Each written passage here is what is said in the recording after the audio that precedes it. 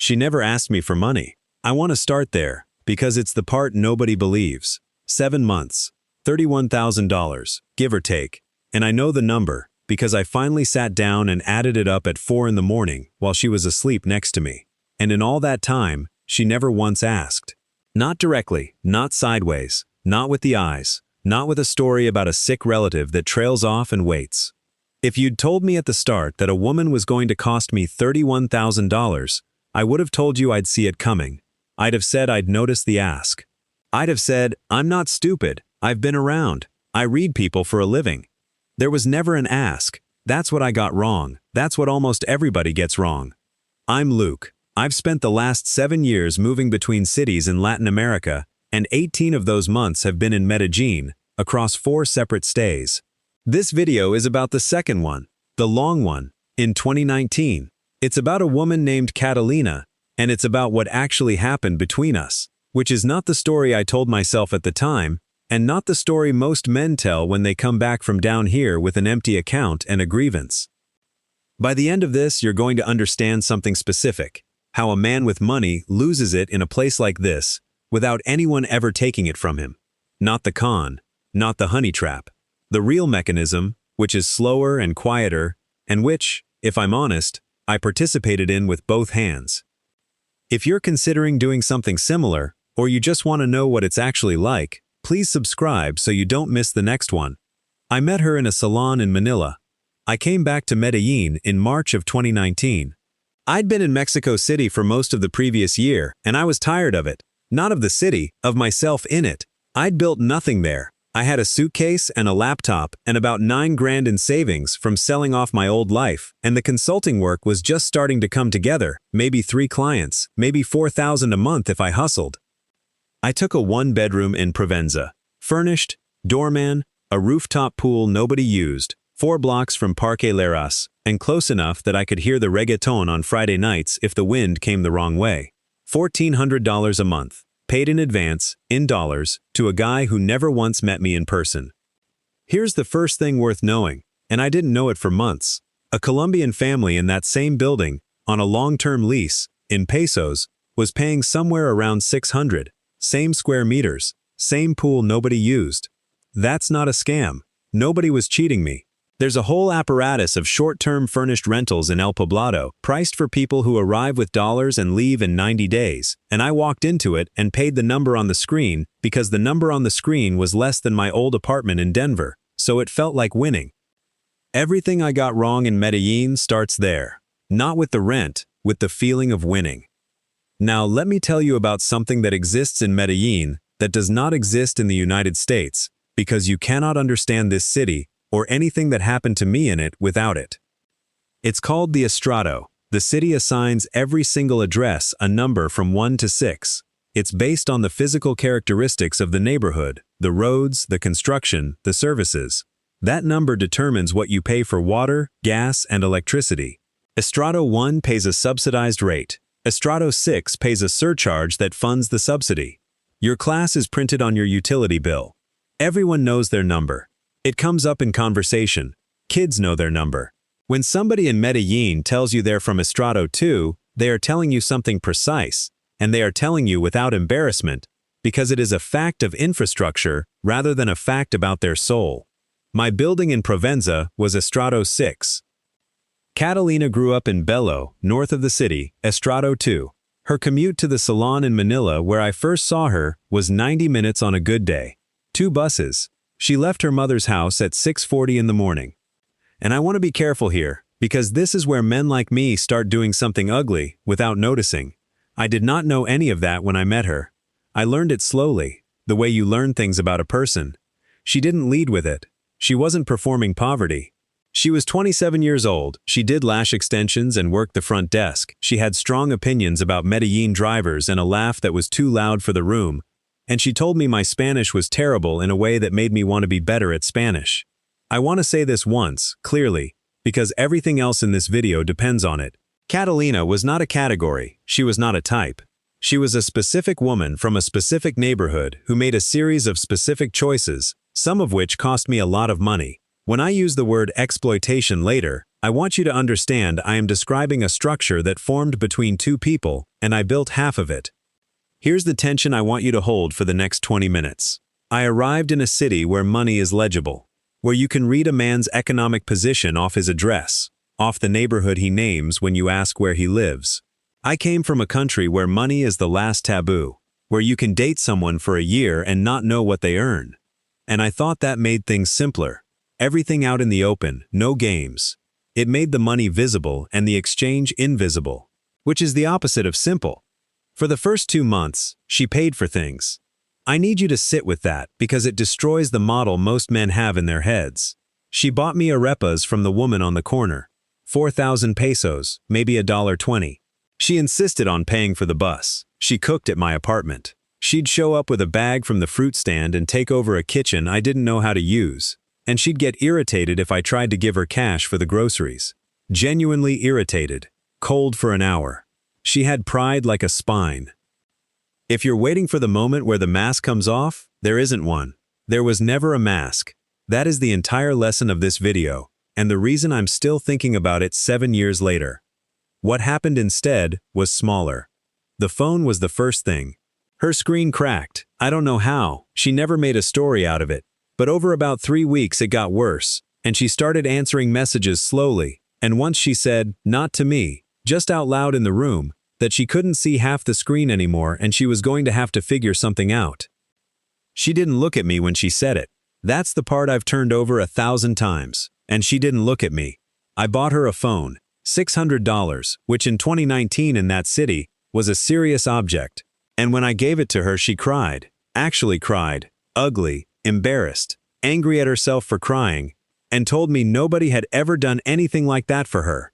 I have never in my life felt the way I felt in that room. That's the drug. Not the sex, not the exchange rate, not the weather. The feeling of being the reason something good happened to someone who had nothing coming to them. Second thing, her mother needed dental work. 2 implants and a bridge, and this was mentioned to me across probably a month, in fragments, in the way you mention things about your family.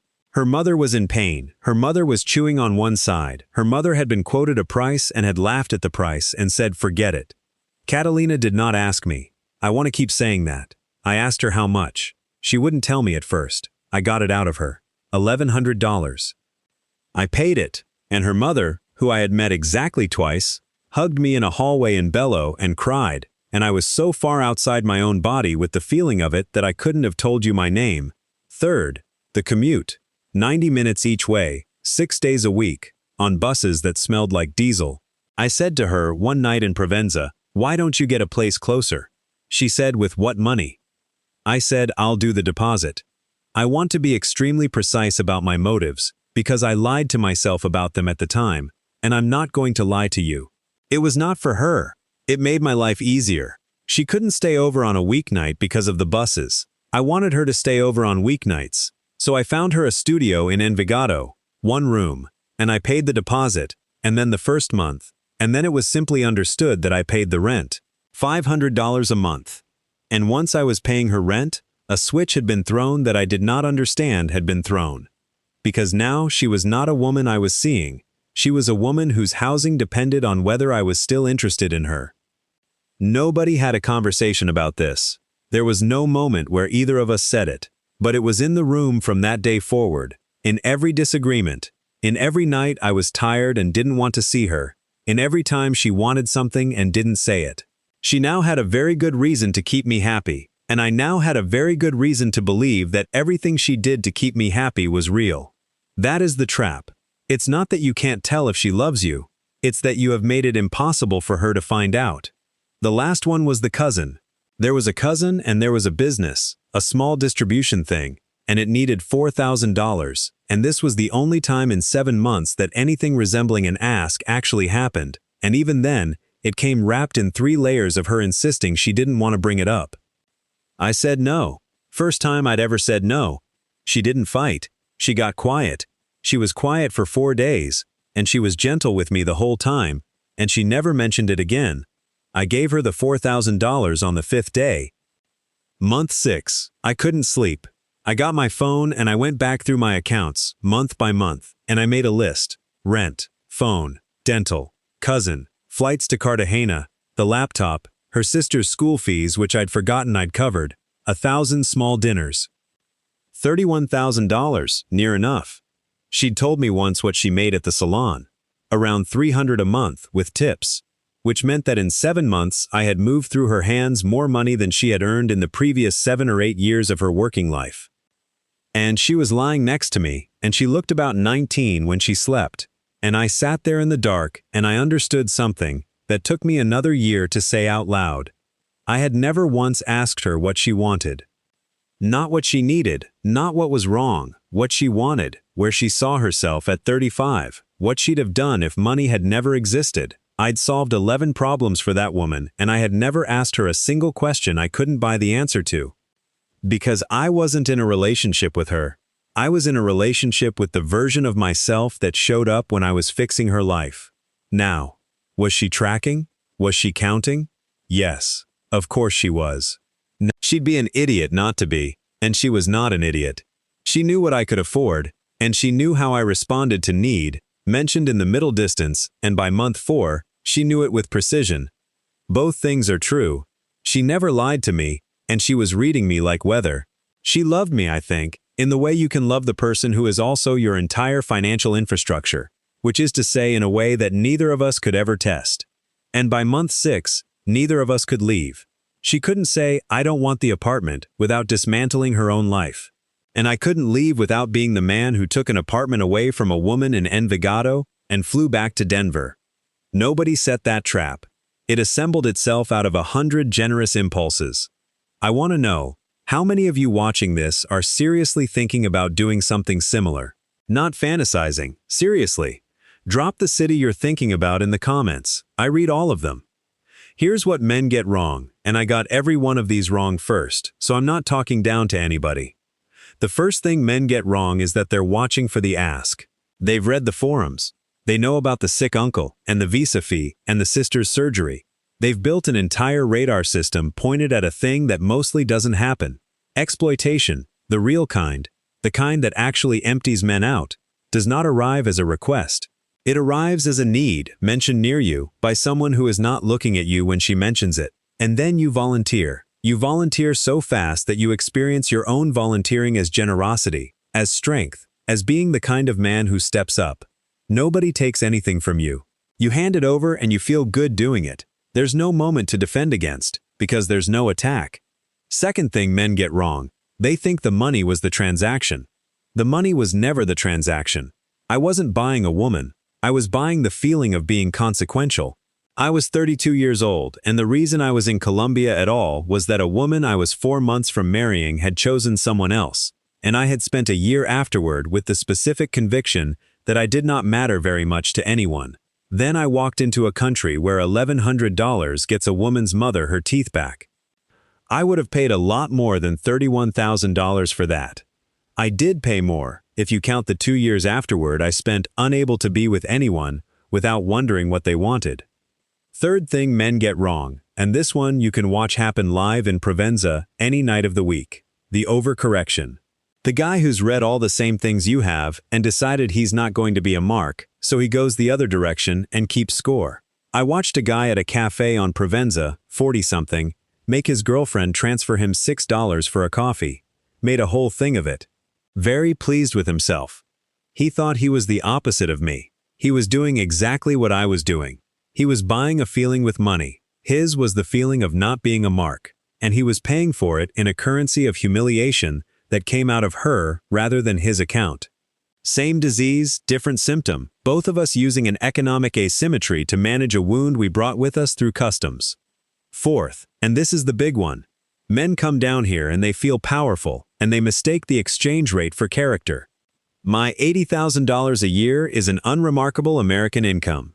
It's not impressive. Nobody in Denver would look twice. In Medellín in 2019, it put me at the top of the visible economy in every room I walked into, and I felt it in my body, and some animal part of my brain filed it as a... I have become more new. I hadn't become anything. I was born in Colorado. That's the whole story. That's the entire mechanism of my power in that city. I did not build it. I did not earn it. I inherited it from a passport, And the moment you forget that is the moment you start believing that the deference you're getting is about you. And here's the thing about a man who believes deference is about him. He becomes very, very easy to please, which means he becomes very, very easy to move. The last thing men get wrong is the one that makes me angriest, and it's the one that happens after. They come home and they say they got taken advantage of by a Colombian woman. Not by a woman, by a Colombian woman, as if the nationality is the operative fact. Catalina was not Colombian women. Catalina was Catalina. My closest friend in the world lives in Polanco in Mexico City. Her name is Andrea, and in 6 years she has never taken a peso from me and would be insulted by the suggestion. Same continent, different person. That's all it ever is. So what does it actually take? Learn what estrato you're living in. Then look at a map of the city by estrato. It's public, it's online. And understand that El Poblado and Laureles and the parts of Envigado you've heard of are a thin band along the eastern hills, and that the overwhelming majority of the 2.5 million people in that valley live somewhere you have never been and will never go. When you rent in Provenza, you are not living in Medellín. You are living in a serviced enclave inside it, and everyone who serves you there knows exactly which one of you is which. Everyone but you. Name the asymmetry out loud, early. This is my actual rule now, and it costs me relationships, and that's the point. Inside the first month, I say a version of this. I make more money than you. That's going to be a fact in whatever this becomes. I'd rather we talk about it now than pretend it isn't there. It's an awkward conversation. It has ended 2 things early. Both of those things needed to end early. Because here's what happens if you don't say it. The asymmetry doesn't disappear. It just goes underground and starts making decisions for both of you. Then, the line I hold. I will pay for experiences. Dinners, trips, the weekend in Guadalupe, the thing you do together. I will not pay for infrastructure. Not rent, not phones, not tuition, not a family member's medical care, not a cousin's business. This is not about generosity. I'm not stingy, and I'm not proud of the rule. It's about dependency. An expensive dinner is over when the dinner is over. An apartment is a structure that exists on the 1st of every month, forever, and once you're inside it, you cannot leave without doing damage, and neither can she. Infrastructure creates a room that neither of you can walk out of. That's why it feels so good. That's exactly why it feels so good. If you want to give money, and sometimes you should, sometimes there is a person in front of you with a real problem, and you have the means and the right thing to do is obvious, then give it. Give it as a gift. Say the word. Say, this is a gift, it is not a loan, it does not mean anything, you owe me nothing. And then watch yourself for a month. If you feel differently about her afterward, if you find yourself expecting something, if you notice a small ledger opening in the back of your mind, you didn't give a gift. You made a purchase and you're waiting for delivery. That's worth knowing about yourself before it's $31,000 deep. Learn Spanish. Really learn it. Past ordering food, past the flirting register, all the way to arguing. I was in Medellín 11 months, cumulative, before I could have a genuine disagreement in Spanish. Everything before that was a translated relationship. And in a translated relationship, you don't understand what's happening. You understand what's been offered to you in your language. Catalina spoke reasonable English, so I lived for 7 months inside the version of her that existed in English, which was a smaller, sweeter, more agreeable person than the woman who was actually there. I never once heard her talk to her mother the way she really talked to her mother. Have somewhere to be. This is the whole thing, honestly. This is more important than any of the tactics. The men who get hollowed out down here are the men with nothing else. I had 15 hours a week of consulting work, and 153 hours of nothing. No friends yet, no project. No gym I went to seriously, no language class I attended, no reason to be anywhere on a Tuesday. A man with an empty week and a wounded ego and a favorable exchange rate is going to fill the week with a woman, and he is going to fill the ego with money, and it does not matter how smart he is. I was extremely smart about it. I have a spreadsheet from month 6 that proves I was smart about it. So who actually does well here? The men who do well are boring. I mean that as high praise. They keep the same apartment for 2 years, and they know their neighbors. They have male friends, Colombian ones, who don't need anything from them. They have work that fills a real week. They speak the language badly, and then adequately, and then well. They are in Medellín for reasons that have to do with Medellín, and if they had to fly home tomorrow, they'd be fine. And everyone around them can feel that, and it changes every single interaction they have. The men who get destroyed arrive with a wound and a favorable exchange rate, and they mistake the second for the cure to the first. You will find out which one you are within. About 90 days. The city is very efficient about this. It shows you yourself, at full volume, with no American cushioning, and a lot of men do not like what they see, and they get on a plane and they tell everyone the women were after their money. $31,000 over 7 months. I'd pay it again for what I learned, which is a stupid thing to say, because nobody should have to pay $31,000 to learn that they were lonely. Here's what I want you to take from this. I hear men say they got taken advantage of down here. I've heard it in Medellín and Rio and Santo Domingo, at the same bars, in the same tone, and almost every single time, when I actually dig into what happened, what they're describing is not a theft. It's a purchase that didn't deliver. They bought something with money, significance, admiration, the feeling of being a man who matters, and the thing they bought didn't work. And it didn't work because it has never worked for anybody in the history of the world at any exchange rate. Catalina didn't take $31,000 from me. I spent it on being someone, and that's the one thing in this hemisphere that isn't for sale. It ended in October, not dramatically. It ended the way those things end, with me paying 1 more month of rent on a studio in Envigado so that the ending wouldn't be a catastrophe for her, and then flying to Lima. I don't know where she is now. I could find out in about 4 minutes and I don't, because I've noticed that every version of that story I'd tell, she's fine, she's thriving, she opened a salon, is just me writing an ending that lets me off the hook. She was a whole person before I arrived, and she's a whole person now, and she doesn't owe my conscience a resolution. That's the last thing this city taught me, and it took the longest. If you got something from this, hit subscribe. I'm in a different city every few months, and the next few videos are going to get into the parts of the map that don't show up on the expat forums. See you on the road.